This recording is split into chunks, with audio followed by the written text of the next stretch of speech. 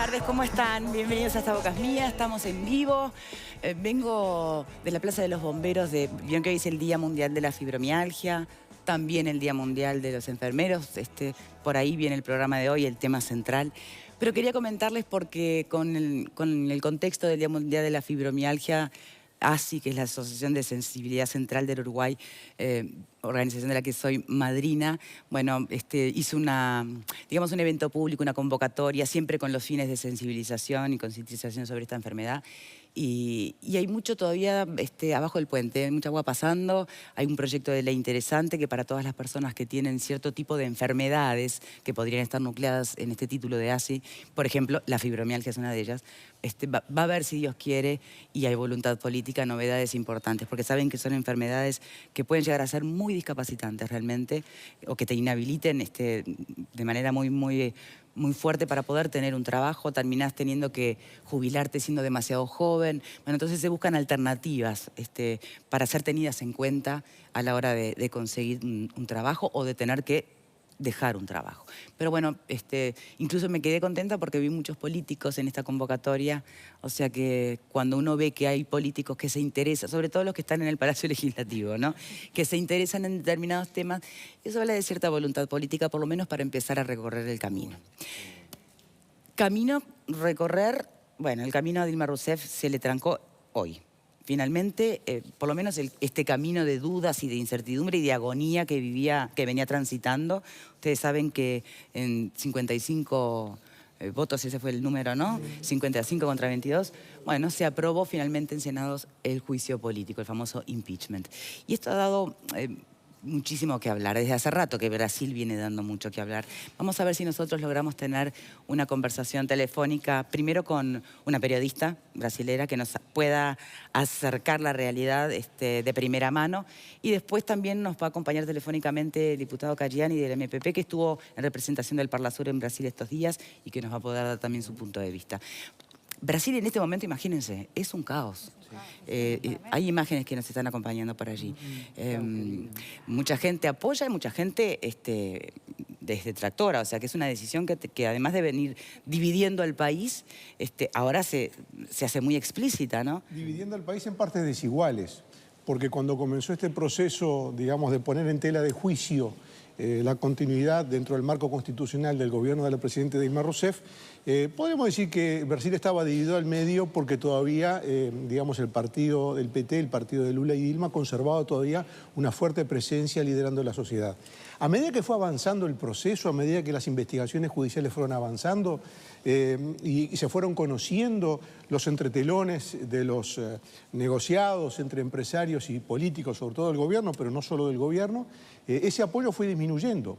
Y Dilma fue electa con 54 millones de votos y hoy las últimas encuestas dicen que tiene 12% de aprobación.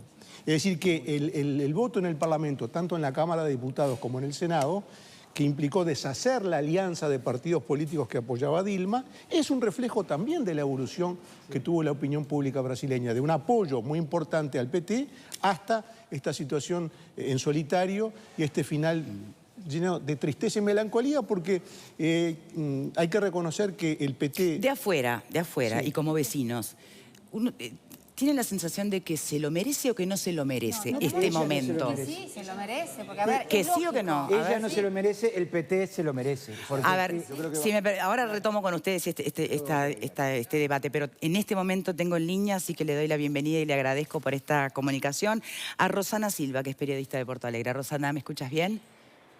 Bien, buenas tardes, Victoria, ¿cómo estás? Bien, bueno, muchísimas gracias. Nos gustaría que nos hagas una puesta a punto de lo que está pasando en este momento, del sentir general. Para algunos, lo que ocurre, la decisión del juicio político de Dilma Rousseff, es desde un disparate jurídico, en forma, en contenido, y para otros es un camino absolutamente constitucional, previsto en la Constitución, y que está teniendo lugar de manera correcta. ¿Cuál es la verdad en el camino? ¿Qué le están cobrando a Dilma Rousseff, en realidad? ¿Le están cobrando la desaprobación, digamos, la rotura que hay interna en el propio Parlamento brasilero, o le están cobrando Lava Jato y Petrobras, aunque ella directamente no esté involucrada? Bueno, Victoria, en teoría le están cobrando un crimen de responsabilidad fiscal, pero lo que pasa Eso es lo que este está crimen ha escrito, sido- ¿no? Sí, claro. Este crimen ha sido cometido por todos sus antecesores y sigue siendo practicado por los gobernadores de casi todos los estados del país.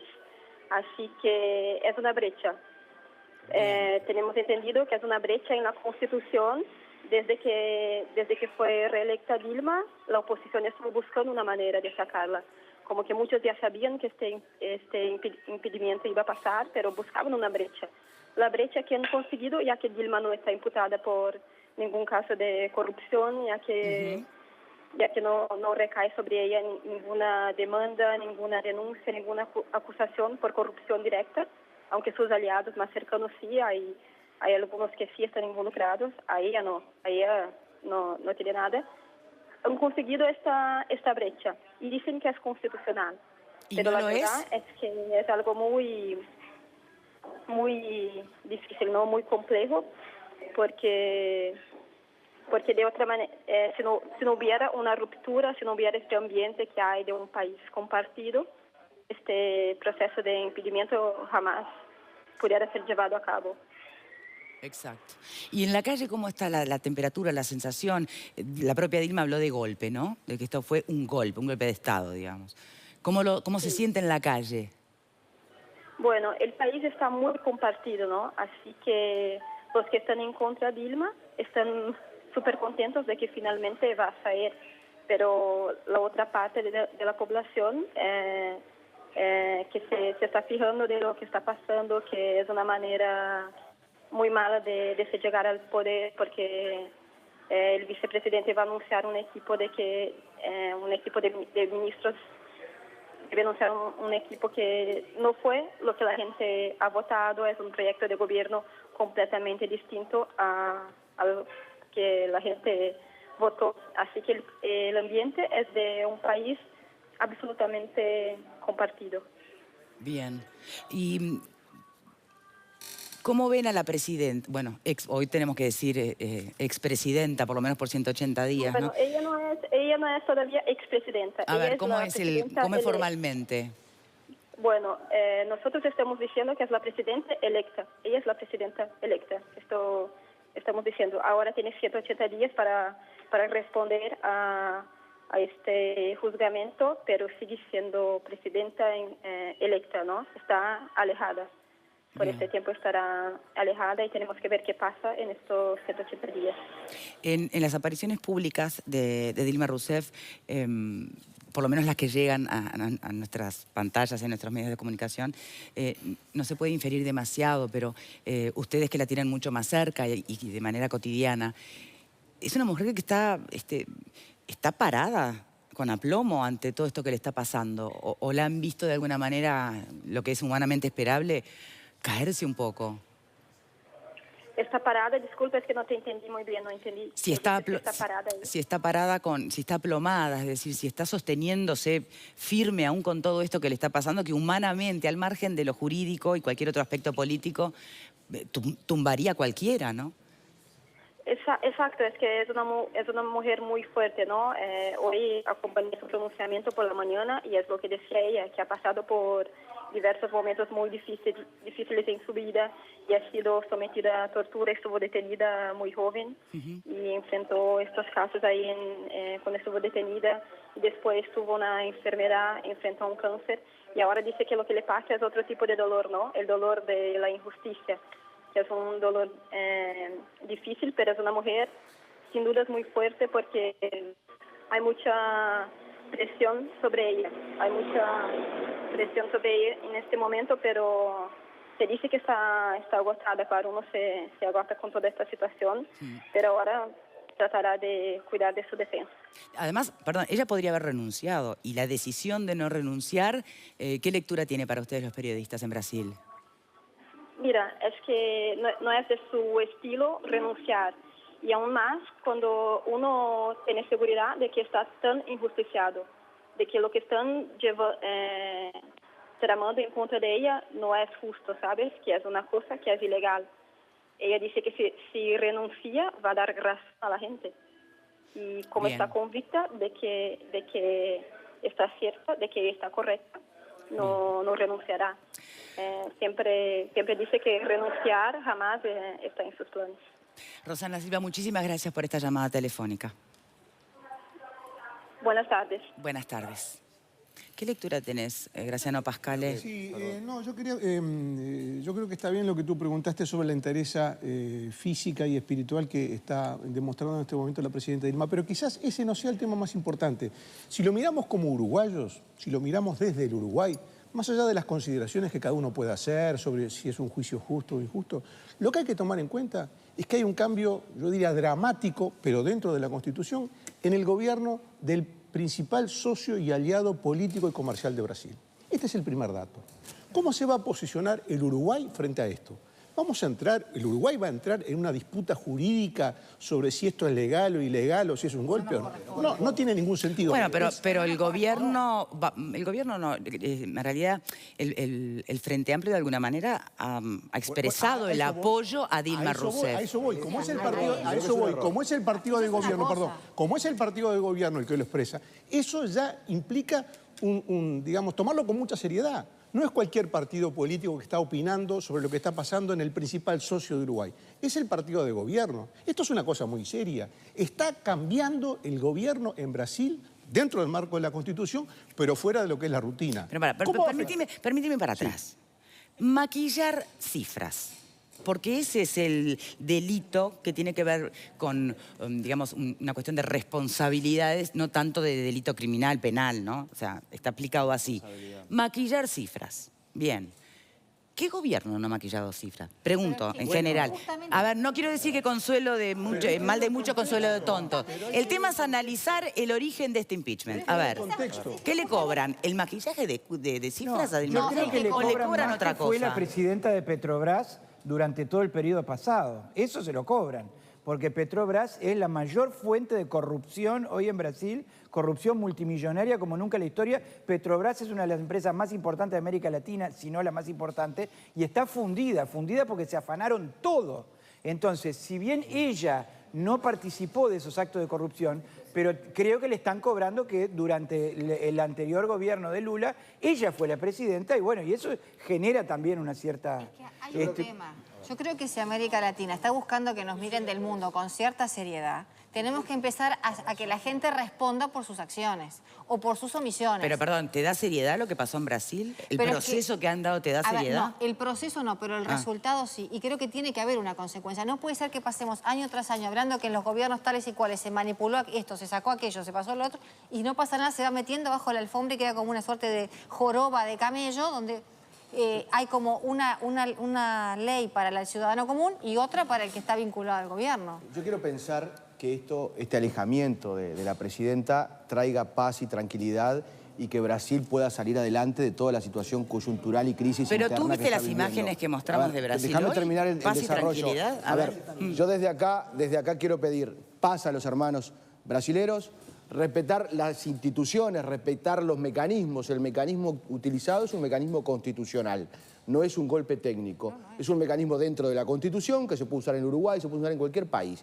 Y es legítimo. Ahora, que el instrumento me guste menos o no nos guste tanto, ese es otro tema.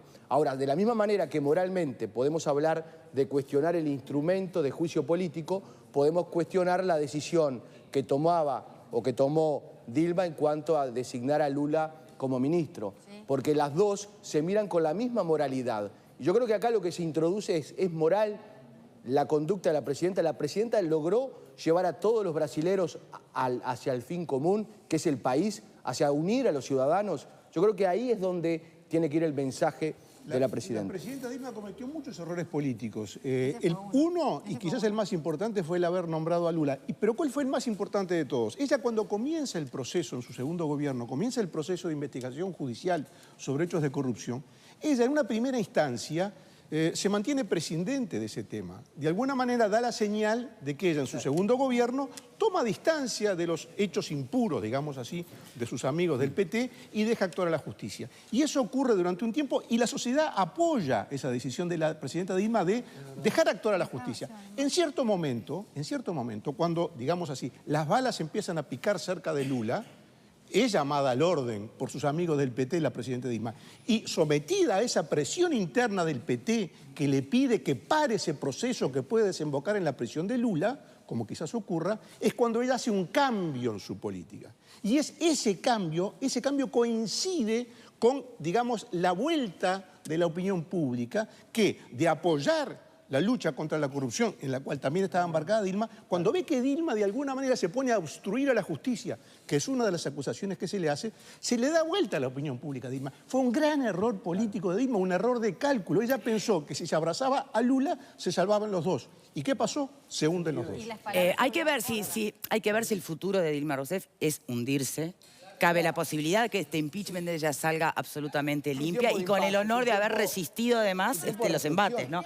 Tenemos en este momento en línea a quien acaba de regresar, creo que el domingo, de Brasil, justamente en representación del Parlasur, a Caggiani, Daniel Caggiani, que es diputado del MPP. Gracias por acompañarnos telefónicamente. Caggiani, ¿me escucha bien? Sí, buenas tardes. Un gusto, Victoria, estar contigo y con la audiencia. Buenas tardes. ¿Cuándo volvió? Ayer a las 3 de la mañana llegamos a Uruguay. ¿De dónde exactamente? Estábamos en Brasilia, tuvimos una reunión también con la presidenta electa de Brasil, Dilma Rousseff, y bueno, después de culminar la agenda de trabajo que teníamos con el Parlasur, volvimos para allá, para las sesiones ordinarias de la Cámara acá de Representantes. Bien, hoy nos preguntábamos sobre la entereza que por lo menos demuestra, ¿no? en sus apariciones públicas la presidenta. Todos sabemos que humanamente por la cuarta parte de un proceso como el que ella está viviendo y hace bastante, uno se podría derrumbar. ¿Cómo la encontró personalmente? Sí, nosotros tuvimos una reunión de más de 40 minutos con la presidenta, estuvo también el asesor en temas internacionales Marco Aurelio García, y vimos una presidenta muy firme, muy convencida, y sobre todo aún más firme y convencida de que va a luchar contra lo que ella misma catalogó un golpe parlamentario, un golpe no tanto a su gobierno, sino sobre todo a la democracia brasileña, y sin duda que hoy Brasil vive momentos de mucha precariedad institucional, y sin duda esto creo que a ningún latinoamericano, a ningún uruguayo y a ningún brasilero puede ser algo que nos llame por lo menos un dejo de alegría, y creo que sin duda se ha cometido una situación bastante injusta y legítima, y creo que sobre todo la vemos muy convencida de luchar, porque en realidad ahora empiezan 180 días de defensa de su mandato, y creo que eso es sin duda muy importante porque también fortalece la democracia. Bien, pero justamente si hay algo que hace temblar a los latinoamericanos en general y especialmente a los brasileros, y que no es motivo ni para echar leña al fuego, ni para nada, en todo caso es un llamado a la reflexión, es una cosa es apoyar a una presidenta, otra cosa es apoyar a la democracia, ¿no? Entonces, y según algunas miradas, acá lo que se ha socavado es la democracia, y por el contrario, algunos entienden que justamente que es parte de hacer una democracia más transparente el camino que se eligió en el Senado brasilero. ¿Cuál es la postura que tienen ustedes? Yo creo que sin duda esto fue no solo un golpe parlamentario a la presidenta Dilma Rousseff, sino a la democracia latinoamericana, y sin duda ¿Y la por brasileña. qué?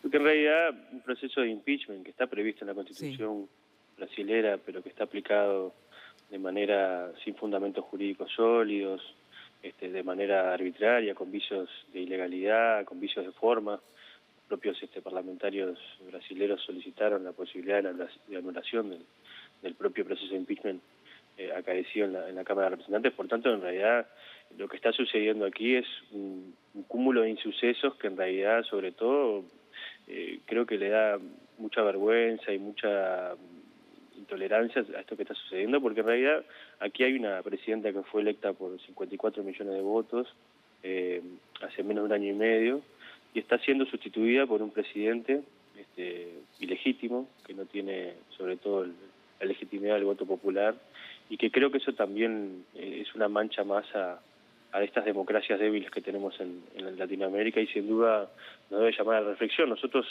hace un tiempo nos tocó vivir golpes de estados militares. Hoy quizás los golpes son blandos, en vez de ser con uniformes militares, son con trajes Armanis y perfumes importados, y creo que sin duda esto es un tema que nosotros tenemos que tomar muy seriamente, porque estamos sobre todo socavando el orden democrático. No creo que esté bueno que se avale cualquier tipo de política. Yo no comparto la política como la serial de House of Cards, que que se ve el cinismo del poder y llegar al gobierno como dé lugar. Creo que la política es otra cosa, creo que la política es una forma también de transformar las realidades concretas y hay reglas que cumplir, sobre todo en democracia, y creo que lo que está sucediendo aquí es que se está aplicando un mecanismo que está arreglado en la Constitución de manera ilegítima, con vicios de forma, y se está cometiendo sobre todo una gran injusticia con el pueblo brasileño, que eso es lo más importante. Bien, pero a ver, justamente pensando en el pueblo brasileño, hagamos de cuenta como que hay que explicarle a un pueblo, no tanto los que están a favor de Dilma, evidentemente, sino sobre todo los que están hoy festejando que sigue adelante el proceso.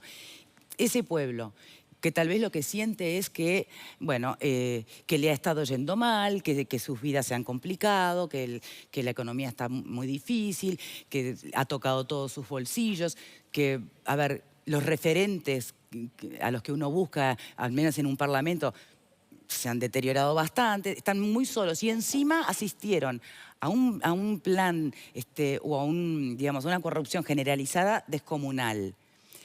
Ante ese pueblo, ¿nadie va a responder?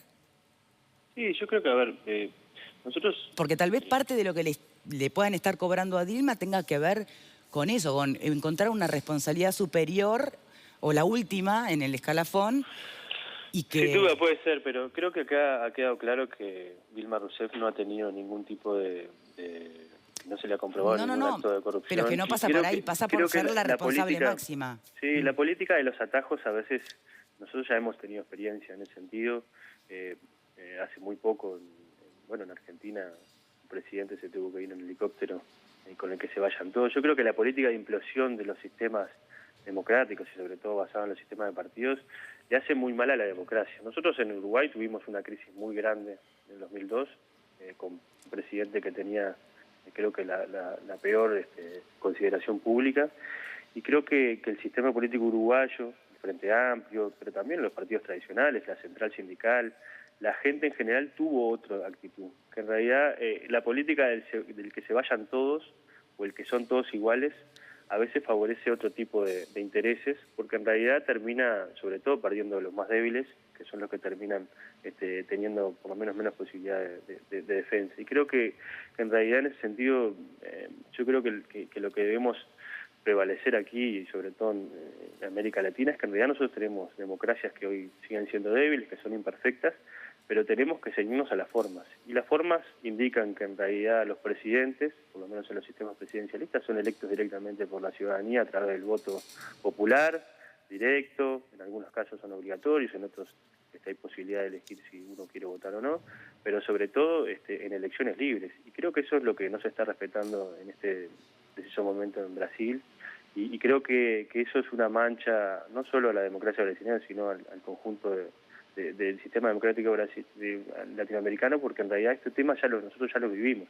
Y creo que eso es un tema que nosotros no podemos perder, porque cuando perdemos el eje de que en realidad existen formas y procedimientos para hacer las cosas, existen también cánones democráticos para, sobre todo, dirimir nuestras diferencias, porque creo que en sociedad, por suerte, existen partidos que representan intereses diferentes, pero creo que también tenemos que juzgarnos en los marcos democráticos que nos establecemos, y sin duda esto creo que nos hace mal no solo a Brasil, sino a la región, porque al final terminamos pareciendo como las repúblicas bananeras que tanto criticamos, y creo que eso no le hace bien a los latinoamericanos. Cayani, muchísimas gracias por esta llamada. Muchísimas gracias, un saludo para ustedes y para la audiencia. Muchas gracias. El diputado Cayani dice cosas que son compartibles y cosas que no son compartibles. Es compartible el hecho de que se reivindique que las crisis políticas se solucionan dentro del marco de la Constitución. Y yo discrepo con él en que esto no es el caso en Brasil. Sí es el caso en Brasil. Sí es el caso en Brasil. Sí, esta crisis política, que es una crisis política de choque entre poder ejecutivo y poder legislativo, se resolvió dentro de los cánones constitucionales. Que al diputado Cayani no le guste el desenlace es una cosa lógica, pero eso no habilita a decir que es algo inconstitucional. Porque ahora, además, medio país cree que lo es y otro medio país cree que no lo es. Porque además el Parlamento... Pero, ¿dónde reside la soberanía popular? El presidente será elegido por 54 millones de votos, pero el Parlamento es elegido por el 100% de los votos. Es decir, toda la sociedad brasileña está contenida en el Parlamento, y es ese Parlamento elegido por quien también eligió a la presidenta que tomó ese camino. En Brasil no hay políticos perseguidos, en Brasil no hay diarios cerrados, en Brasil no hay periodistas en la cárcel, en Brasil no se clausuró el Poder Judicial, los jueces actúan libremente. En Brasil la democracia rige plenamente. Y esto hay que decirlo. Y esto es un orgullo para Brasil y para los que admiramos la historia de Brasil. Por favor, que no se levanten... Perdóname. Un segundito. Hay una cosa que también es importante, que se elija al presidente por las urnas está bárbaro. Eso no significa que tiene un manto de impunidad para cualquier cosa. Entonces me parece perfecto que si notan que hay una irregularidad, se recurre a un mecanismo legal para separarlo del cargo mientras se dilucida qué grado de responsabilidad puede o no puede tener. Y comparar Brasil con lo que pasó acá con la presidencia de Valle en el 2002, me parece que es un error grosero, porque acá lo que pasó fue una coyuntura económica que nada tiene que ver con irregularidades de gobierno. Perdón, yo pido que no se levanten eslogans de ataques diciendo de la palabra democracia. La palabra democracia no está tocada, no levantemos banderas con la palabra democracia. Acá lo que ocurre es un mecanismo legal permitido en la Constitución, de la misma manera que lo tenemos, y como también se pueden aplicar medidas o leyes de urgente consideración, como se aplicaron en el gobierno de Valle en el 2002 acá en el Uruguay, son medidas constitucionales legítimas. Entonces, que él diga que es ilegítimo, eso no va, no corresponde, está mal expresado. En segundo lugar, decir que esto está atacando los mecanismos constitucionales, no es ningún golpe técnico. Aparte, la persona que ocupa el lugar de Dilma es el que va en una plancha, en una lista, fue votado por la ciudadanía, es el suplente. Es como que mañana generamos una lista política, vamos con el compañero... Tuvo el apoyo de Dilma. Y con el apoyo de Dilma. Y Dilma le está dando, vos venís, vos sos mi suplente.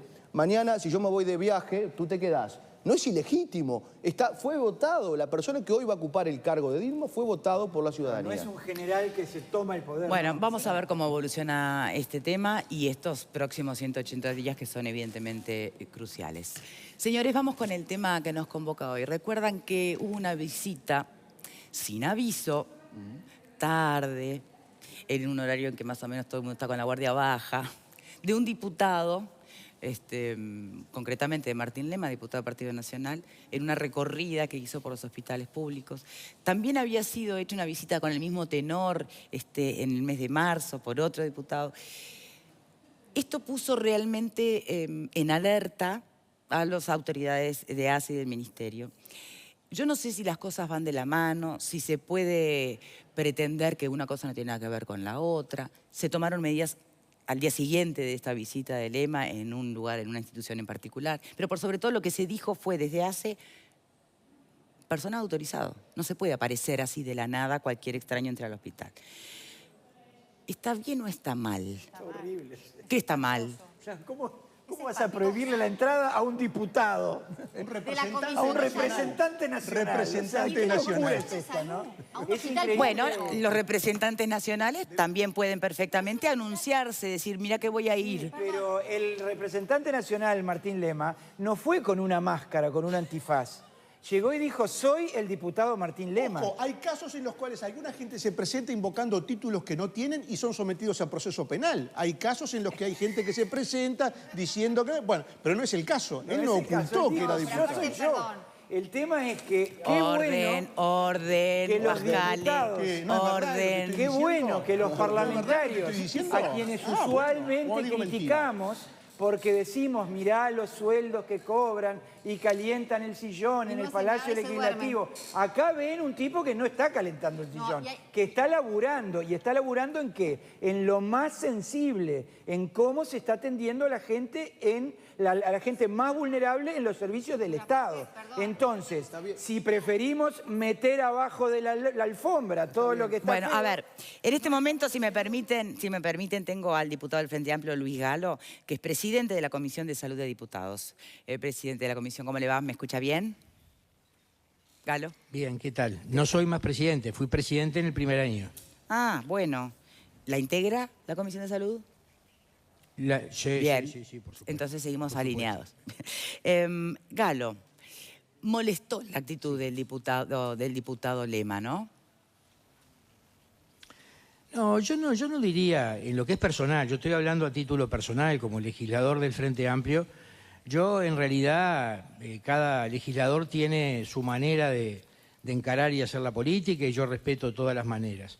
Simplemente digo que si bien los diputados tenemos algunos derechos que otros ciudadanos no tienen, a mí me parece que se puede hacer política en este tema y controlar al Poder Ejecutivo con otras medidas, con medidas de tipo legislativa, como son los llamados a salas, las interpelaciones, los pedidos de informe, digo, todas las herramientas que tiene un legislador, y no ir tipo inspector a inspeccionar en la noche sin previa comunicación. A mí me pareció que se puede hacer lo mismo, recorrida, incluso mucho más profunda, y ver otras cosas si uno va acompañado con parte de la dirección, porque todos estamos para sumar acá. Entonces me pareció desacertada, pero obviamente, digo, constitucionalmente el legislador tiene todos los derechos como claro, para hacerlo. no hay ninguna norma que se lo prohíba, lógico. No hay ninguna norma. Sí, simplemente eso, digo, me parece que no es para hacer mucho más que eso, digo.